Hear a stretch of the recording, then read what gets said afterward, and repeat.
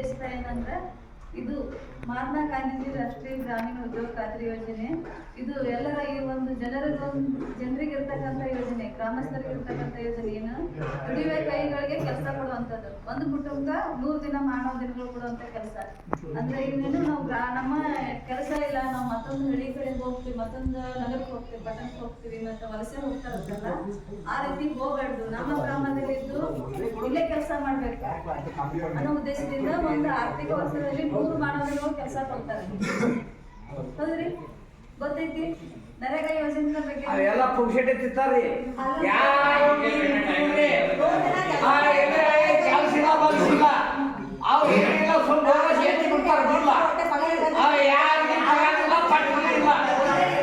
ಸರ್ಕಾರದ ಹಾಗೆ ತಗರನ ಹಾಕುದಿಲ್ಲ, ಬೋಗಸ್ ನಾನೇ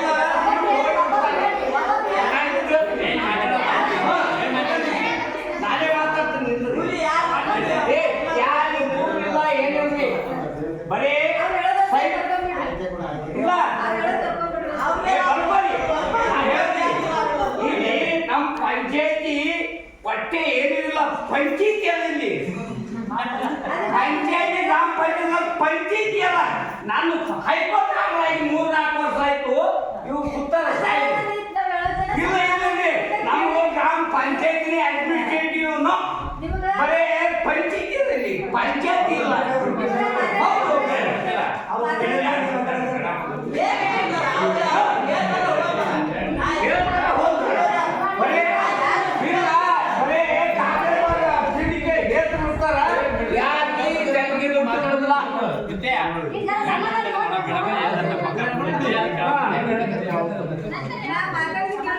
ಆಯ್ತ್ರಿ, ನೀವು ಇಲ್ರಿ ಅಮ್ಮ ಮಾತಾಡೋದು.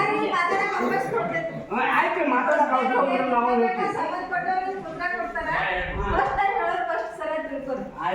ಈಗ ಎನರ್ಜಿ ಒಳಗ 316 ರೂಪಾಯಿ ಕೂಲಿ ಐತ್ರಿ. ಅದಕ್ಕ ಹೊರಗಡೆ ಎಷ್ಟೈತೆ ಗೊತ್ತಿಲ್ಲ. ಎನರ್ಜಿ ಒಳಗೆ ಕೆಲಸ ತಗೋರಿ, ನಿಮ್ಮ ಆರ್ಥಿಕ ಅಭಿವೃದ್ಧಿಯನ್ನ ಬಲಪಡಿಸ್ಕೊಳ್ರಿ. ಮತ್ತು ಇಲ್ಲಿ ಏನೈತಿ, ಕೂಲಿ ಕಾರ್ಮಿಕರಿಗೆ ಏನೆಲ್ಲ ಸೌಲಭ್ಯಗಳಿದಾವು, ಏನೆಲ್ಲ ಹಕ್ಕುಗಳು ಅನ್ನೋದು ಕೂಲಿ ಕಾರ್ಮಿಕರು ಮಾಡುವಂಥ ಸ್ಥಳದಲ್ಲಿ ಕೆಲಸ ಏನು ಮಾಡ್ತಿರಲ್ಲ, ಆ ಸ್ಥಳದಲ್ಲಿ ನಿಮ್ಗೆ ಏನೆಲ್ಲ ಸೌಲಭ್ಯಗಳು ಅಂದ್ರೆ ಕುಡಿಯೋ ನೀರಿನ ವ್ಯವಸ್ಥೆ ಐತಿ. ಆಮೇಲೆ ಸಣ್ಣ ಏನು ನೀವು ಕೆಲಸ ಮಾಡುವಂಥ ಸಮಯದಾಗ ಸಣ್ಣ ಪುಟ್ಟಗಳು ಗಾಯಗಳು ಆದ್ರೆ ಅಲ್ಲಿ ಪ್ರಥಮ ಚಿಕಿತ್ಸೆ ಅಂತೇಳಿ ನಿಮಗೆ ಅಲ್ಲಿ ವ್ಯವಸ್ಥೆ ಮಾಡಕ್ಕೆ ಪ್ರಥಮ ಚಿಕಿತ್ಸೆ ಪೆಟ್ಟಿಗೆ ಇಟ್ಟಿರ್ತಾರೆ. ಮತ್ತು ಅದೇ ರೀತಿ